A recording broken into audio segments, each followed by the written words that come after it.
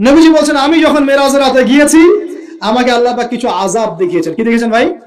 আমরা দোয়া করি আল্লাহ পাক এই আযাবগুলো থেকে আমাদেরকে বাঁচান, এবং যে পাপের কারণে এই আযাব হয় সে পাপ থেকে আমাদেরকে বাঁচান।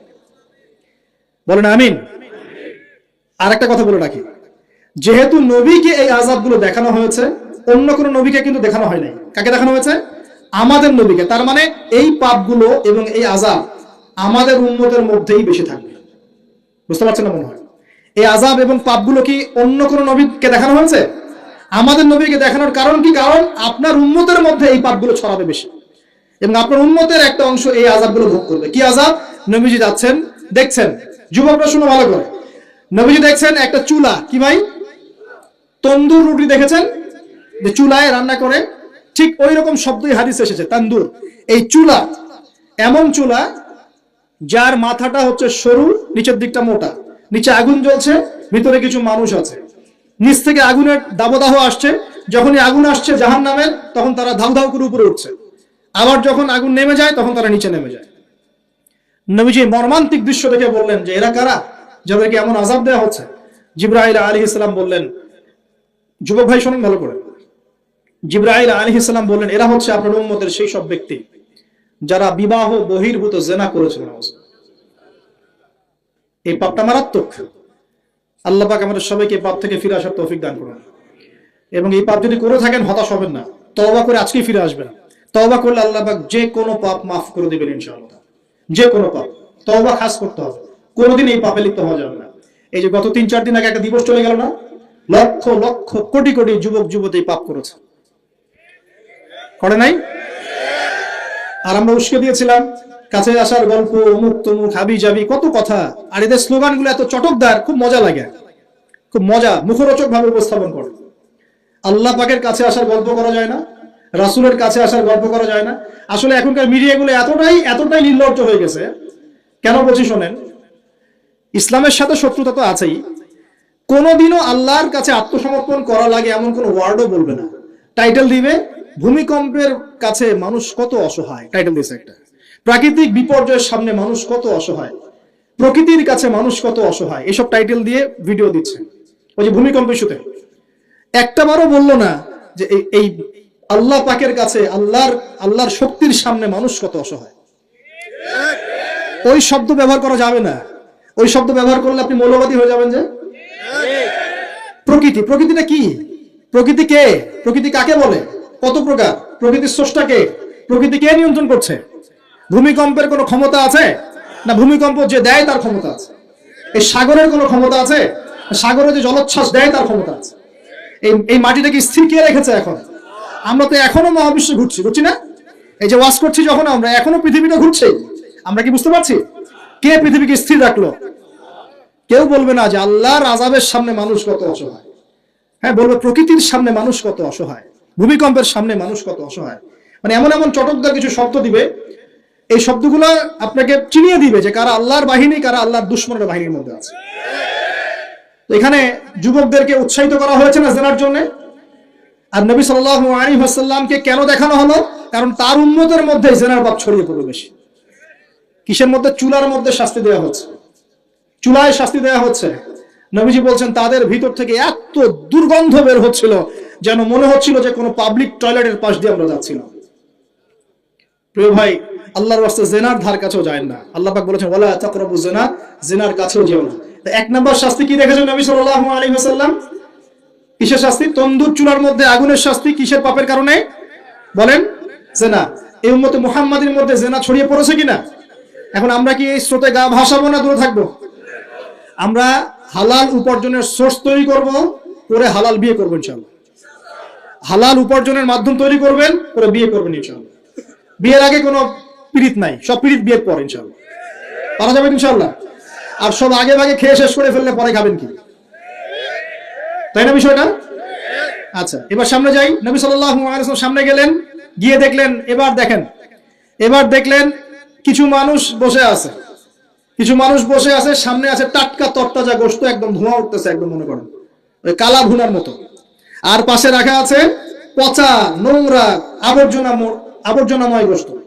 এই মানুষগুলো ভালো গোশত খাচ্ছে না, এই মানুষগুলো পচা গোশতগুলোই খাচ্ছে, দুর্গন্ধযুক্ত। নবীজি বললেন এরা কারা?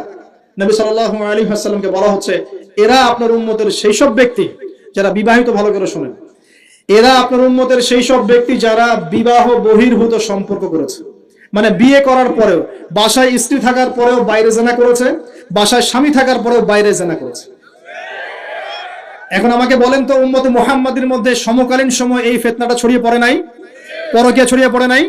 এটা হলো পরকীয়ার স্পেশাল শাস্তি। কারণ পবিত্র হালাল ফ্রেশ জিনিস ওদের ঘরে ছিল, খাইতে ভালো লাগে না, ওদের নোংরা পচা জিনিস খেতে ভালো লেগেছে।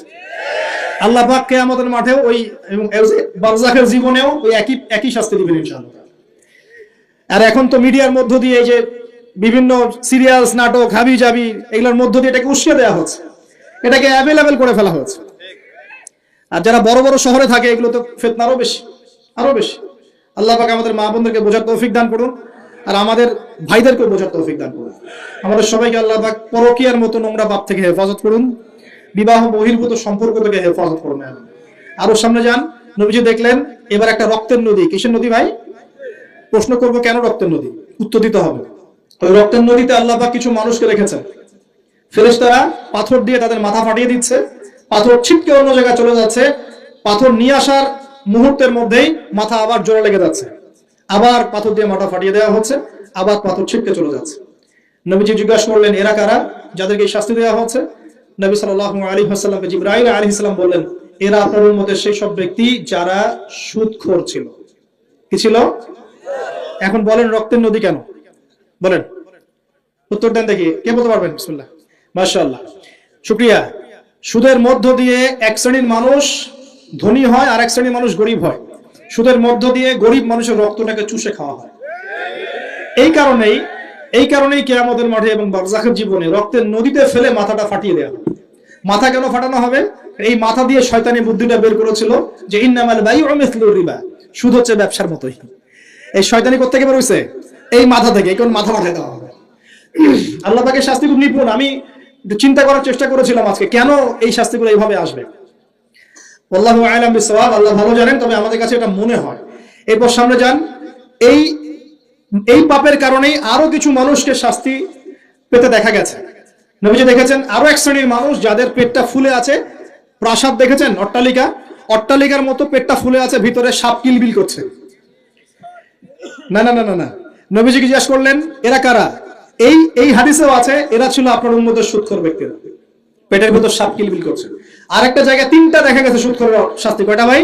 তিনটা। একটা দেখলাম রক্তের নদীতে মাথা ফাটানো, একটা হচ্ছে পেটের মধ্যে সাপ কিলবিল করছে, আরেকটা হচ্ছে দেখলেন কিছু মানুষ পানিতে হামাগুড়ি দিচ্ছে এবং পাথর খাচ্ছে। কি খাচ্ছে ভাই? পাথর। এবং এই পাথরটা ভিতরে যাচ্ছে, গিয়ে পিছনের রাস্তা দিয়ে বের হয়ে যাচ্ছে। নবীজি বলেন এরা কারা? একই উত্তর দিলেন জিবরাইল আলাইহিস সালাম, এরা হচ্ছে আপনার উম্মতের সুদখোর ব্যক্তিরা। সুদের এই তিনটা শাস্তি স্পেশাল দেখা গেছে। কেন আল্লাহ ভালো জানেন, আমরা সব ব্যাখ্যা করতে পারবো না। নবীজি আরো সামনে এগিয়ে গেলেন, তাকে দেখানো হলো এবার এক শ্রেণীর ব্যক্তি, হাতগুলো নখগুলো তামার মতো লম্বা, তামার নখ, লম্বা লম্বা নখ। দেখেছেন কোন কোন মুভির মধ্যে দেখা গেছে, ছবির মধ্যে তামার লম্বা লম্বা। হ্যাঁ, তো এই নখগুলো দিয়ে তারা চোখ এবং গাল আঁচড়াচ্ছে, কোন কোন ক্ষেত্রে বুক আঁচড়াচ্ছে এবং ওই গোশতগুলো খাচ্ছে। নবী জিজ্ঞাসা করলেন এরা কারা? নবীজিকে বলা হচ্ছে এরা আপনার উম্মতের সেই সব ব্যক্তি যারা বেশি বেশি গীবত করত এবং অন্যের নামে মিথ্যা অপবাদ ছড়াতো। আর সতর্ক করে দেই, এই পাপটা কিন্তু এখন ছেলে মেয়ে সব সমাজে বেশি হয়। কি আলেম জালেম সব সমাজে বেশি হয়। কোন কোন ক্ষেত্রে ওয়াজ মাহফিলের প্যান্ডেলগুলোর মধ্যে বসে বসে মানুষের গীবত করা হচ্ছে। এবং অনলাইনের ফেসবুক আর ইউটিউবের যে কন্টেন্টের যুগগুলো চলছে, এখানে কারণ থাক না থাক মানুষের গীবত তহমত প্রচুর হচ্ছে। কোনো কারণে হোক অকারণে হোক, সতর্ক হয়ে যাবেন। আপনার দ্বারা আমার দ্বারা যদি কারো গীবত হয়, তামার নখ দিয়ে গাল আশ্রাতে হবে কিয়ামতের মাঠে। আল্লাহ পাক বাঁচা, কেমন হেফাজত করুন। এবং এই পাপের আরেকটা শাস্তি দেখা হয়েছে, ওই যে নিজের ভাইয়ের গোশত ছিঁড়ে ছিঁড়ে খাচ্ছে। এক শ্রেণীর মানুষকে আগুন খাওয়ানো হচ্ছে এবং আগুনগুলো পিছনের রাস্তা দিয়ে বের হয়ে যাচ্ছে। জিজ্ঞাসা করা হলো তারা কারা? নবীজিকে বলা হচ্ছে এরা আপনার উম্মতের সেই সব ব্যক্তি যারা এতিমের মাল ভক্ষণ করত। এতিমের মাল অন্যায়ভাবে ভক্ষণ করে খেয়ে ফেলত। আছে কি নাই সমাজের মধ্যে? নবীজি আরো সামনে গেলেন, দেখলেন এক শ্রেণীর মানুষ কাঁধে অনেক বোঝাগুলো হালকা করার বদৌলতে উল্টা তারা বোঝা হালকা না করে আরো কিছু বোঝা ঘাড়ে নিচ্ছে। লাকড়ির বোঝা ঘাড়ে নিয়ে পথ চলার চেষ্টা করছে, কিন্তু পথ চলতে পারছে না।